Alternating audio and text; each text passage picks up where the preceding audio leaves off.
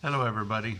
I just wanted to make another video about the marinas there in Fort Pierce, Florida. If you're traveling down there, it's an absolutely spectacular place. There's many good marinas there that you can deal with. Probably the first one for me is Fort Pierce City Marina. It's a really nice marina, large, and the best thing about it is there's all kinds of shops and places to eat close by.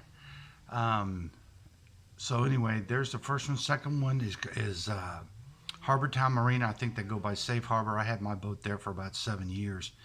It's really a resort. I mean, it's very nice. The one drawback to it is it does have one restaurant on the property, but really there's, within walking distance, there's a Publix that's a couple of blocks away. But other than that, there's really nothing around it. But it's first class, run very well, has, you know, all the facilities of a marina that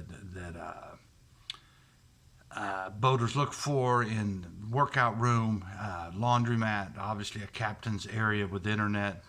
So that's a good choice. On the do-it-yourself yards, there's really two.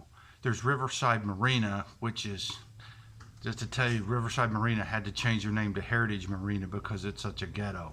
So be aware of the fact that everybody locally knows to stay away from Riverside Marina.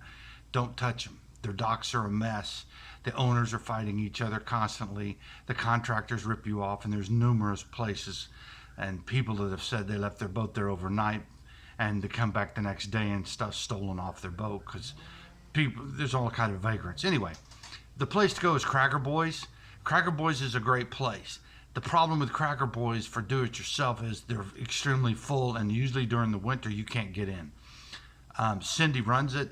It's a wonderful place. The contractors are honest and ethical. It's a wonderful place to go there if you can get in.